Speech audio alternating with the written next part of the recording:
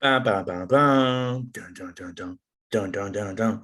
Bum, bum, bum, bum. Dun, dun, dun, dun. Dun, dun, dun, dun, dun, dun, dun, dun, dun, dun, dun, dun. Hello? Little Jurassic Park theme for you. Is that what that was? I tried, but it also sounded like the Monday Night Football one. So who knows what it was? I was checking out these balls. We know you like balls. Ladies and gentlemen, Yeah. boys and girls, Suplex Biddies, episode 55. 55 episode. Wow. Of idiots talking about wrestling. Who would have thought? Wow. I'm going to scratch my back. Brought to you by our good friends over at Couch Guy Sports. Make sure that you are using Couch Guy Sports for all of your sports intakes because they're very good. Go use the internet one time. Go check them out. Also, big shout out to our sponsors over at Shocked Energy, also known as Shocked Hydrate now. New drink coming out as well. Make sure to check those out. Promo code CGSN for 10% off your order, shockedenergy.com. Also, our good friends over at Exogun, massage at a moment's notice. Hunneman and I use it after the gym every so often. After the gym? Is that what you're about to say? Yeah, after the gym. That's what I said, right? Oh, okay. I don't know. Maybe. Confusing. What the fuck, dude? What do you mean? Patting myself on the back. This fucking guy. I've been missed, right? Our friend over at Exogun, go to exogun.com. Use the promo code CGS10 for 10% off your order there. Hunneman's back, as you can tell. The show's already in disarray. But again, it's another week. Another week with 2 out of the 3 biddies there. Diego's not in attendance tonight. Got called into work late. So successful. Not available for the Grabs talk this week. We are here, Hunneman and myself. Hunneman, welcome back. The traveling man you've been these last couple of days. I have, yeah. Doing all the work for the pod, spreading the word, you know. Hunneman, there's rumblings that Hunneman walked around naked in the city of Cincinnati, Ohio, with a listen to the Suplex Biddies pod. Just that was all I had taped around my lower section. Like just to go off topic, you know how people have been gluing their hands on the floor. That was me, actually. That was Hunneman. Fun fact. in Cincinnati, Ohio. That was Midwest Hunneman. We're gonna dive in. We're gonna be touching upon a couple things tonight. Nothing too crazy. We're also gonna dive into the world of AEW because we haven't done it in a while. WrestleMania's kind of controlled the majority of our content.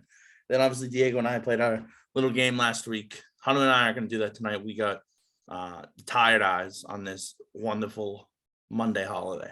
Huge tired eyes. So that being said, the first thing we're going to talk about is so far there's 3 matches on the card for WrestleMania Backlash. So far it's Charlotte versus Ronda, and an I Quit match for the WWE SmackDown Women's title. Real quick, Diego and I talked about this last week, but I need to get Hunneman's comments live and in stereo here. Hunneman, what do you think about the stipulation-esque match for Ronda and Charlotte here? I personally kind of think it's a dumb one again, because it's another one of those things where it's 2 of your most protected female superstars ever, and the only way to win this match is by one of them having to say "I quit," and neither of them are known to quit. And it seems like it's going to be a thing for Ronda, because if you have Ronda say "I quit," the whole UFC baddest woman on the planet persona, everything like that, seems like it would take a bit of a hit. So for Ronda, it makes sense because she's a tough tough girl, and she is not going to give up. I think she's going to win the title, and maybe we'll get Charlotte to go away for a little bit. But I just don't like. It just seems like they threw it on there just to sell a couple more tickets, and it's not going to be anything out of the ordinary. You're probably going to get a stupid submission, and maybe some chicanery, but here we are. Maybe Ronda puts her in an armbar a little bit too tight, and she'll goes, "I'll break it if you don't quit," and Charlotte quits to save her career. In a sense, something like that. Yeah. Jesus, dude, you all right? Muscle spasm? I dropped the thing. It looked like a muscle spasm when you were in. No, I was using my tiny hands. Well, so for me, I like the idea of it. It's good to see an I Quit match again. It's good for the women to now, again, because I don't think, off the top of my head, I can't remember there ever being a women's I Quit match. Not in recent memory. I can't think of WWE. So I think it's just another one of those boxes for WWE women to check off. Like we've talked about in the past, the revolution for these women's wrestlers have been crazy since the mid 2010s. So to see them finally get some limelight for a match like this with the intensity that it could bring, we saw, back in the day, Rey Mysterio get seriously injured from this match. We saw classic ones from John Cena and Batista and John Cena and Big Show, and it's just the whole 9 yards. Yep. So for me, I like the idea of having an I Quit match for the women. Just wish it was not Charlotte and Ronda. Right. It is a fun match because they haven't killed the stipulation like they have with so many others with like the Hell in a Cell pay-per-view or things like that. They don't make it like an I Quit pay-per-view. So they're still rare enough where they do feel special. So it is nice to see. There seems to be some bad blood. Only other ones I can think of, dude, honestly, was like McMahon's back in 2003 when it was Vince and Steph. And then maybe like Beth Phoenix, I think, and Melina did one at some point. But besides that, I can't think of any. So, I mean, if just those three alone, there's like one per decade. Yeah. So for the women, that's rare. Exactly. Yeah. I think, what would your ideal, if they were to do it over and they were to have an I Quit match for the women, who would your like two ideal competitors be? Because I can think of two easily. That like the current roster? The current roster. Like it would take place today rather than Charlotte versus Ronda. I have one of them I think would be good. I mean, are we just saying two people that aren't feuding or two people that are feuding at the moment? Or? I mean, you can say like two people that have really long history that it's finally coming to a fold again. Like you could say anything. Doesn't matter. Like you could easily say Becky. I would have said Sasha and Bailey would have been a good one. Yep. That's exactly what I thought. Yeah. Exactly what I thought. Them two, with the way that rivalry has built up, I think would have been perfect. I think even back in the day, if you did Becky Charlotte or Charlotte Sasha, that would have been a good one as well, because both of those rivalries hit its peak at the right time. And if you had a match like that, that's a perfect way to end a rivalry and for someone to move on. Right. So, and if someone's taking time off, it's a very good way to do it. Like Rey Mysterio that time with his knee and Chavo Guerrero going ham on his knee. Yep. So that's just something that I thought about, and I thought that would be like a good idea to talk about. Was that the next match on the card so far? It's Cody and Seth again, which I think is great. Don't get me wrong, but you and I then had the topic: when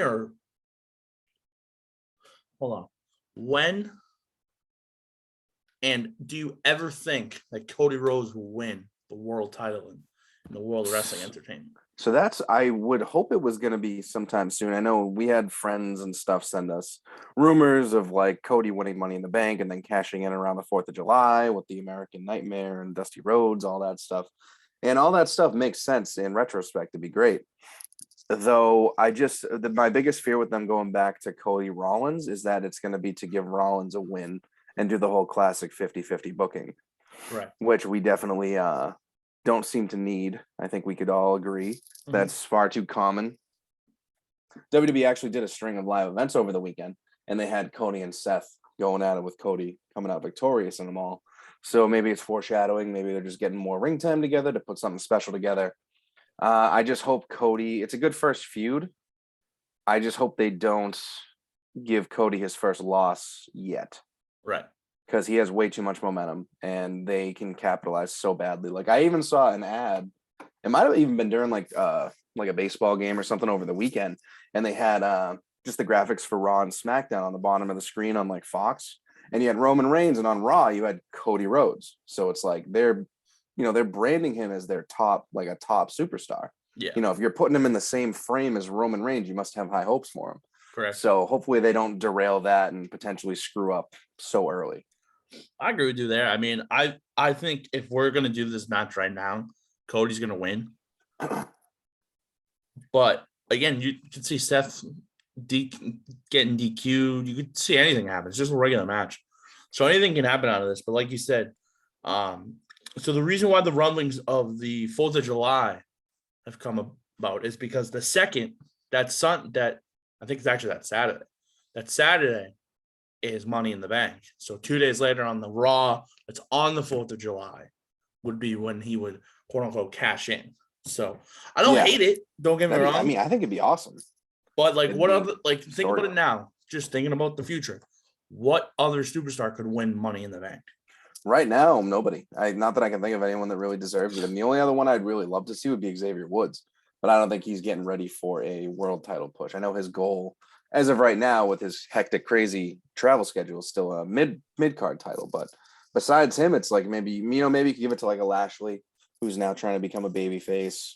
Could be dumb and give it to Omos, which I would hate. But they have him Don't with even MVP. put that in the stratosphere, bro. I know. I'm sorry. It's just it'll be interesting to see who's in the match. I just don't.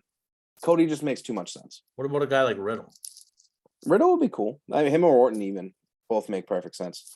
I don't want to see that tag team go anywhere for a while. They're so much fun. That promo they have with the Usos on SmackDown and just Orton, the fire that he seemed to have behind that promo, you can tell he's actually enjoying himself. And that's what they always said was Randy Orton's biggest weakness was when he's kind of going through the motions. You can tell he does not look like he's going through the motions. He looks like he's having the time of his life. So speaking of that, it's going to bring us on to the next match. It's been announced recently, and it's a winner takes all tag team match to unify the Raw and SmackDown tag team titles between RK Bro and the Usos. Hate it. It's not great. I won't lie to you. It's not ideal. Hate it. I just don't. I really don't want the brand split to end, but it seems to be getting closer and closer. So we'll see. I mean, the bigger story that could come out of that would be Usos losing and not doing what Roman asked them to do. You could run with that for a little bit. Roman be disappointed in him and everything like that. See, Hunneman, this would, what this would do, right? Remember we talked about a couple weeks ago? We were talking about who could Roman face. And I said, we already got one of the Usos. What if we get the other one? There's rumblings in, and he goes, I don't need you anymore, cuz.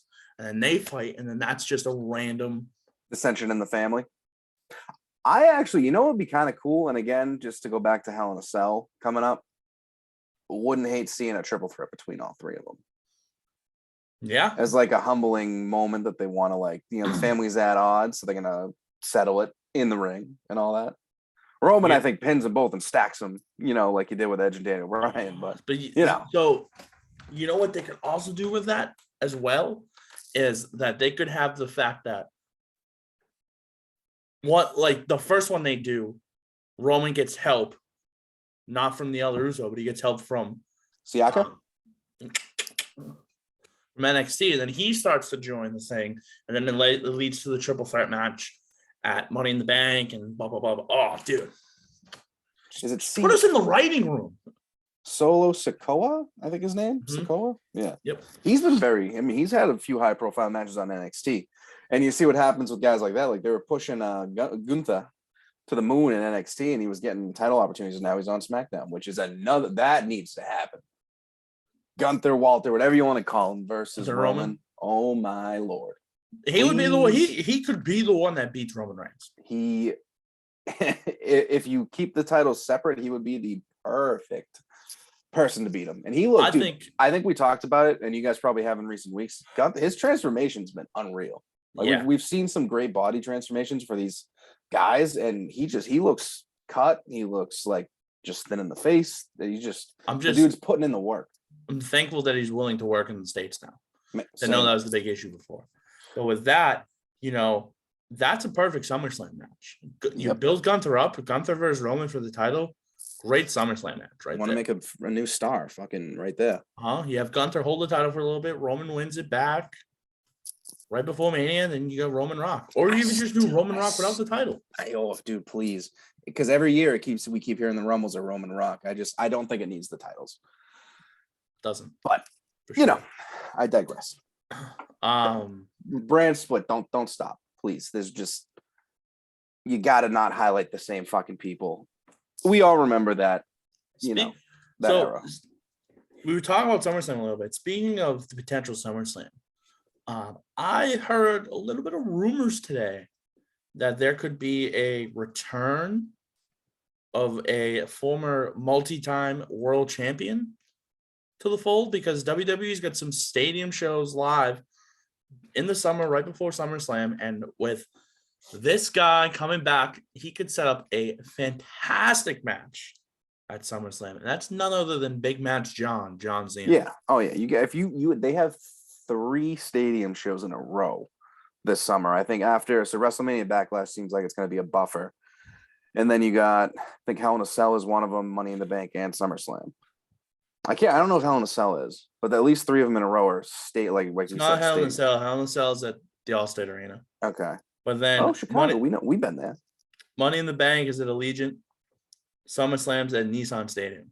Okay, so what's the third one? Oh no, then they're going to the UK. Yep. For a stadium show, which will be a special or a special event, whatever they want to call it.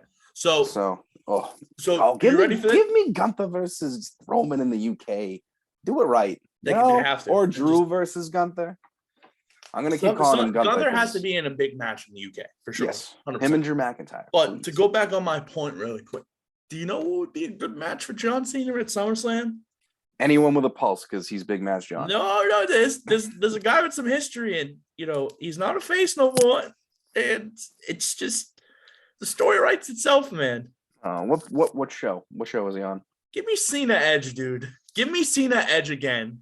That would be. I wouldn't hate that at all. Fantastic. It'd be interesting to see him maybe even pop up and be like, "Hey AJ, I'll be your buddy," as he feuds with Priest and Edge. Lots of options. You tell me that doesn't write itself on Monday nights? It might. Oh, dude. That was another match they were going to a bunch, man. AJ versus Priest has been running all over those live events too. So Edge is, I'm wondering if they're gonna, not to go off you mentioned him. Now I'm thinking about his stable and faction, whatever they want to call it.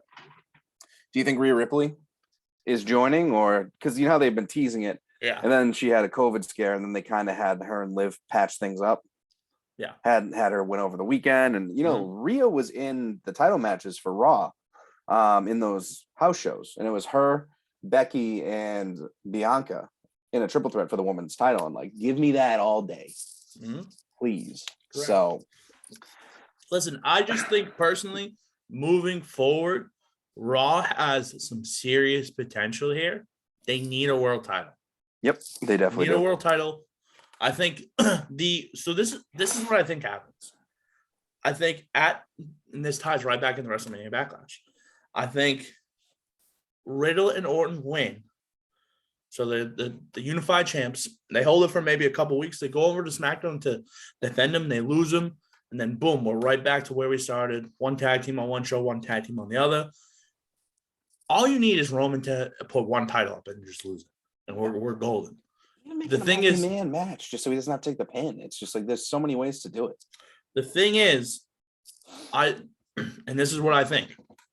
If Roman's triceps weren't an issue right now, this Cody Seth match would have Roman Reigns in it, and it would be a triple threat match for the Raw title. That's what I think. I keep hearing conflicting reports about the tricep too. I think even Meltzer said that he's fine.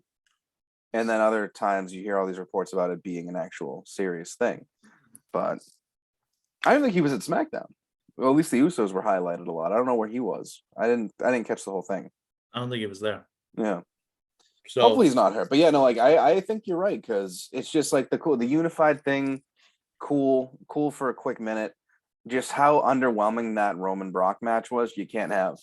You need two world champions. Man. Again, people are talking about the fact that the match was so underwhelming was because of Roman's tricep injury, and they stopped early. They were supposed to go on for another. You read last week. I'm reading. No, that was the planned finish. It just didn't go over well. So I don't think they were that bad. Because if you look back at it and watch it, like I've done it a couple times, you can see when both of them are laying on the ground. You can see Brock tapping Roman to make sure he's okay, because he could tell that something wasn't right. So he looked at Roman and goes, "Okay, let's fucking end this and just get out of here happy." Yeah. So, trust me, it was not planned. I hope you're right, because otherwise, I shouldn't say I hope that, because I don't want anyone to be hurt. But I hope that's the case, because then otherwise it'd be dumb that he's just doing nothing. Right. But no, so WWE's got some fun things coming up. Obviously, the stadium show is going to be great. But we've talked about WWE long enough. Why don't we move over to the other show? AEW was full of championship matches this week.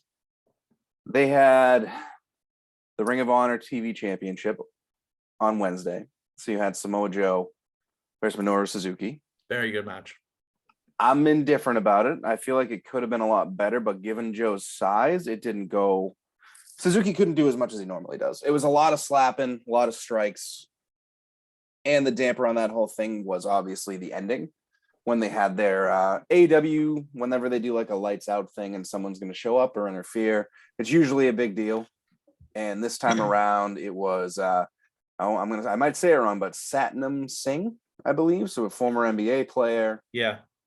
Want to be a wrestler. Allegedly, networks want them to grow their viewership in India, things like that. So wasn't the best look, but you also got Red Dragon versus Jurassic Express. That match was a banger.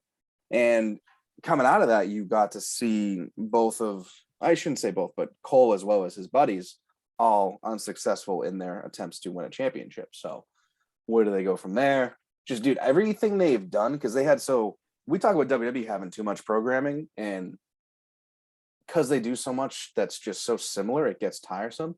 AEW had a show Wednesday, Friday, and Saturday. No repeat matches, championships, everything like that. And it's still fresh. They haven't been around long enough to really dip into too many feuds over and over again. And they just turned out like every match was above average. And if you get the chance to, even like Dalton Castle and Jonathan Gresham for the Ring of Honor title on Saturday, Battle of the Belts. It looks great. Looks like Gresham is officially signed on AEW too. Yep. So which will be interesting because now I'm wondering how they're going to treat Ring of Honor. Obviously, it was great having him in the spotlight as your champion, So I can't say enough about it. And what did you think of what was your favorite of the title matches this past week? So you had the world title, women's title, tag team, and then the 2 Ring of Honor championships, I believe. And the TNT title changed hands as well. Mm-hmm.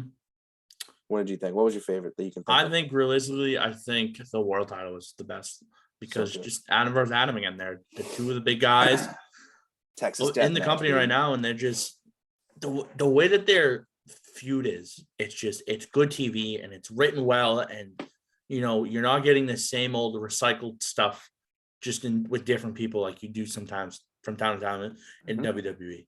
So to see these matches that are the same, but they got different finishes, different moves and stuff like that, it looks cool. And I'm just excited because we're inching closer and closer. Double or Nothing is the end of May. Dude, it's looking like it's going to be Punk versus Hangman. Because speaking of Punk, outside of all those tag team and championship matches that they had, you got Punk versus Penta just for free to start Dynamite. Unreal. Dream match. Told me 3 years ago I'd say that I would have called you crazy. Right. And we got it for free. And it was a banger. And, Punk's just climbing up the rankings, getting closer and closer to that contention. Yep. You had Swerve and Keith Lee hanging out. They ended up losing, which was they're a tag team now, apparently. Yeah, they're just because they're teaming with Team Taz. I hope they're not like a team. Maybe it's like an alliance. But, Team Taz actually won. And it was, I believe, in Ricky Stark's hometown. Yeah. Because he got a huge ovation. And you can even see like he kind of broke character a little bit and basking it in and really appreciating the fans who were supporting him.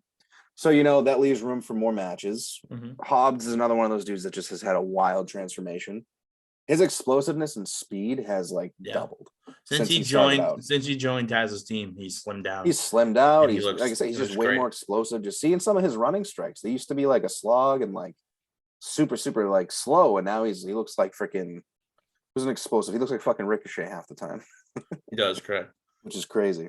And then you got the other side story, Wardlow and MJF, like all this shit going on.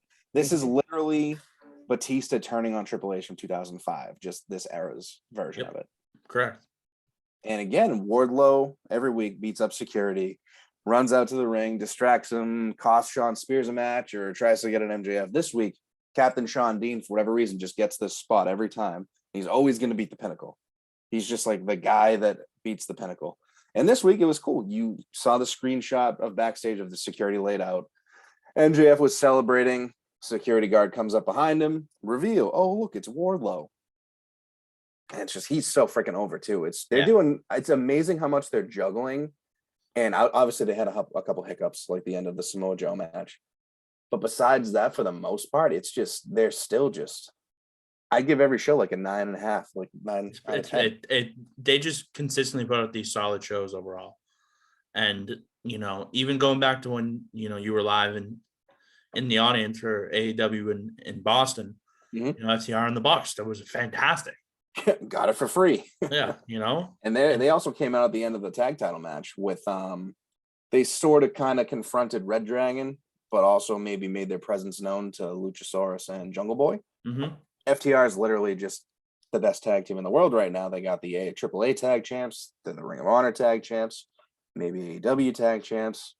It's so much freaking going on. And then Sami Guevara, sorry. Sami Zayn's feuding with Drew McIntyre. That's a whole other thing. Sammy Guevara is now TNT champion for the third time. So they finally took away Cody's record, I believe, because he had 3. So they tied that, and they're kind of washing that away. But Guevara's... They have 2. They have 3 or 2. So I know Guevara is a 3-time at this point. I thought Cody was a 3-time as well. We can look that up. I'll fact check you then. Yeah. But that also, I mean, you saw in Boston even, you could, I don't know if they, allegedly the broadcast, they piped in some different noises of the crowd. But Guevara and Conti are getting booed like crazy. Like, you're telling me that Scorpio Sky and Ethan Page are way more over, and Dan Lambert, that fucking everyone hates him, but not when it's against Guevara and Conti. They're just so unlikable, and now they're finally embracing seemingly that heel turn. Like, they got a lot of Edge and Lita vibes, is what I've been seeing online, and I feel the same way. It's pretty good. The aggressive making out on stage and the underhanded tactics. So it's cool. It'd be cool to see him finally embrace the heel persona, because it is not working as the babyface with how he's just one of those dudes that you say it, he'd probably kick my ass in a fight. He has kind of a punchable face. Mm-hmm. And the way that they present themselves. Yeah. Oh, for sure. So again, he'd kick my ass 10 times out of 10. But character standpoint, be a heel.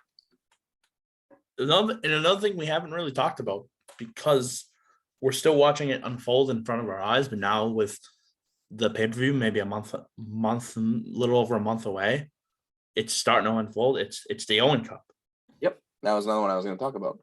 Ruby Soho, she qualified on Rampage, I believe. Yep. Yes, she beat Robin Renegade. Mm-hmm. Yes. Do you know what the women's match is for this week? No, I do not. It's Daniel Camella versus DMD. So the winner will face Ruby Soho. So okay, you're gonna get Ruby Soho versus Britt Baker. Oh, so that's Britt Baker's first match back since on she TV lost the title for free. I know. So to go on this, depending on what the bottom of the bracket looks like, because we don't know yet.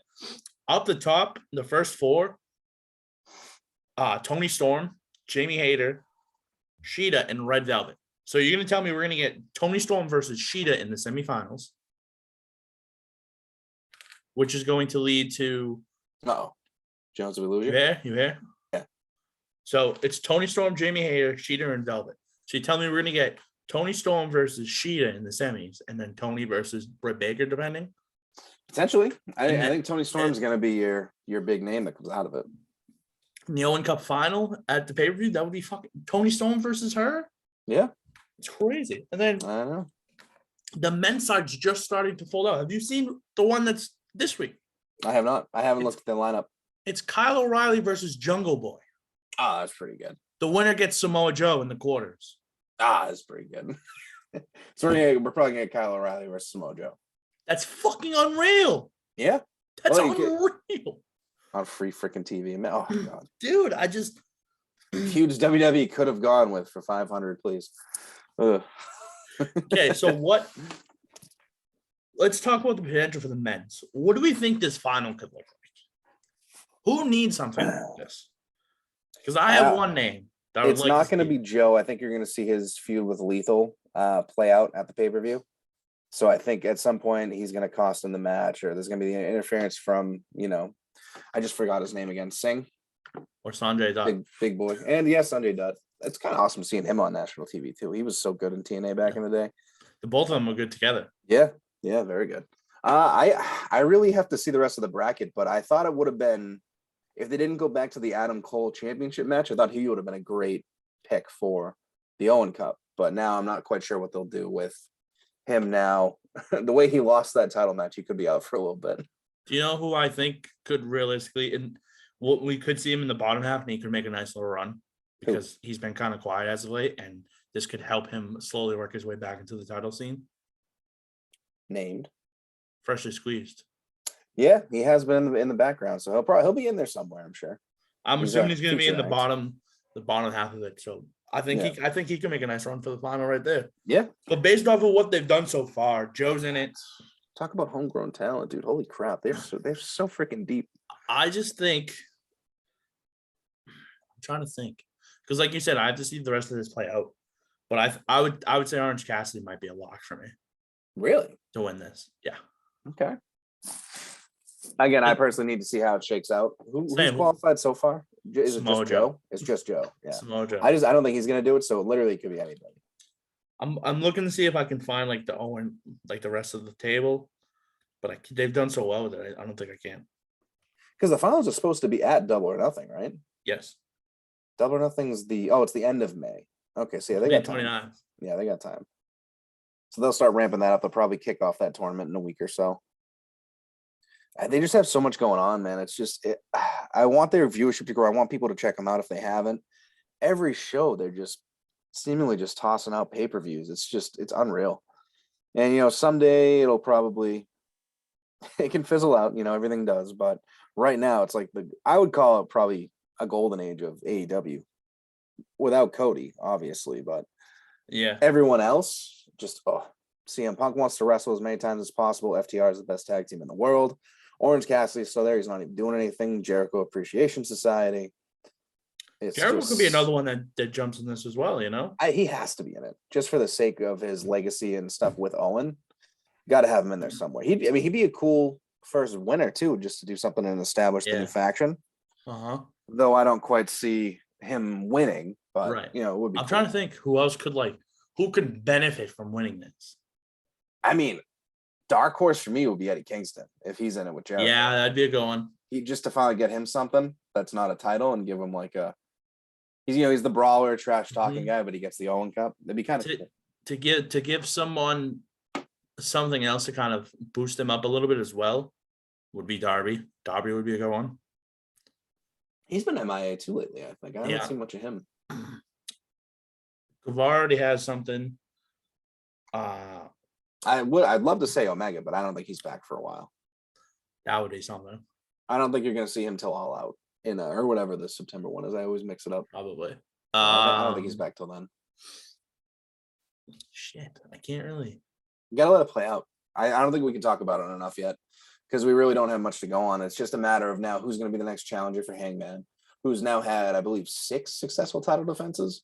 Mm-hmm. And that's pretty damn good. It's a good already better than Omega's reign, to be honest with you. No, don't say that. That's my guy. But maybe. I mean, another thing too, the BBC. Yeah. Why am I Blackpool something club? What's their full thing? Isn't the Blackpool Fight Club? Something like that. But obviously you got Regal managing Moxley, Danielson, and now Wheeler Yuta. You got to imagine at least 2 of them are going to be in it. So Danielson would be a great pick for that tournament. But they're tag teams now, so yeah, Yuta would be a great Blackpool Combat Club. Blackpool. That's what it. Okay, Blackpool Combat. Okay. I think you could see them in the tag title hunt. I said not BBC. A double. I said BBC, not BCC. I think you can see them at the tag team match for the summer pay-per-view. Mm-hmm. I think realistically speaking, they could. You know who would be a good little feud for them? For Danielson and Moxley? Yeah. Who? Or I think maybe even a 6-man. I think they go up against House of Black. Oh God, give me that match immediately. that'd be so good. Give us the 6-man titles, Tony Khan, please. It's coming. Just I know you're waiting for Omega and the Bucks, but fuck, dude, there's so many other good trios. No, seriously. God, even Jericho Appreciation Society is just give me all the shit. Give me all the titles. Give me all trust me, there's plenty of things, but I don't know. Again, we'll dive more into AEW in the coming weeks. We have to see how this how this tournament plays out, because Mhm. I'm excited for this. There's nothing announced with Double or Nothing yet either, as far as I know, outside of those the Just the two finals of matches. those two. Things will get announced tournaments. within the next couple of weeks, or Right. start to, because the pay-per-view's coming up. Bold But- prediction for this week, just to throw it out there. Punk's gonna officially become Hangman's challenger, I think. You think? He's gonna start out, and I don't know if Hangman's gonna get one more title defense in there before him, but I think it's in Chicago. Isn't it Chicago? What, Double or Nothing? Is Double or Nothing in Chicago? It's in Vegas. Okay. It's in There's gotta. I thought there was something coming up in Chicago for them. it's at the T-Mobile Arena in Vegas, which is a big one for them. Yeah, that's a really big sell. But whatever it is, I'm gonna pull that back for now because I thought the pay-per-view was gonna be in Punk's hometown. So I digress. They have one in Chicago. I just don't know when it is. Yeah, because we've all heard about it because everyone seems to think it's setting up Punk to win around then. But again, if you haven't checked out AEW and maybe WWE's got you down, give it a whirl. It's just Wednesdays, 8 to 10. NBA playoffs are on, so it's a little tough, but get that dual screen, get a tablet going, check it out, watch Rampage. If you're not doing anything on a Friday, you're taking a nice low-key night in. They've been starting to bump up the card on that when it was kind of suffering for a little bit. I mean, hell, like you said, you just got that Texas death match between Hangman and Cole last week. So lots to check out, lots to look forward to. And it's just such a good time to be a fan. You just gotta try to keep up with it. Seriously, they have so many things going for them. It's just, you look at it and it's like, how are they not ratings taking not this? higher? Yeah. So you wonder what's going to launch them into that next stratosphere. So, dude. So the card next week. Well, the card this week for Dynamite. Yeah. We have Hook's live Dynamite debut. That's huge. Okay, I remember that. Tony Khan has a big announcement. Oh, another one. Jesus, this man loves announcements. Wardlow versus the Butcher. That'll be good. The two Owen trading qualifiers we discussed. The men's and the women's. Right? Punk's facing Dustin. Yep, I saw that challenge. That's going to be good. Then what looks to be the main event is going to be a coffin match between Andrade and Darby. That's definitely going to be the main event. Wow. Where the hell did that come from? AEW's Twitter at 4:02 p.m. Today? Yep. Oh, there you go. I haven't been home. There you go. I haven't been able to look at Twitter. Well, yeah, no, I mean, what's a pretty good card, man. Real quick, what's this Tony Khan announcement going to be, you think?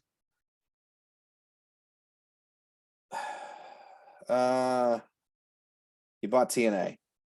I don't know, dude. He bought Stardom over in Japan, the women's promotion. That'd be great.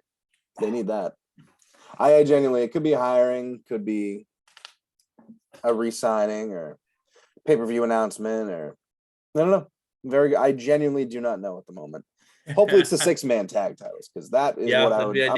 I'm gonna put all my money. That'd be another tournament they'd be running up until then Omega's back. Yep, and 6-man tag matches don't have to be long. They can be huge ass sprints where everyone gets a bunch of stuff in, and it can last 10 minutes, and it's going to be a freaking banger.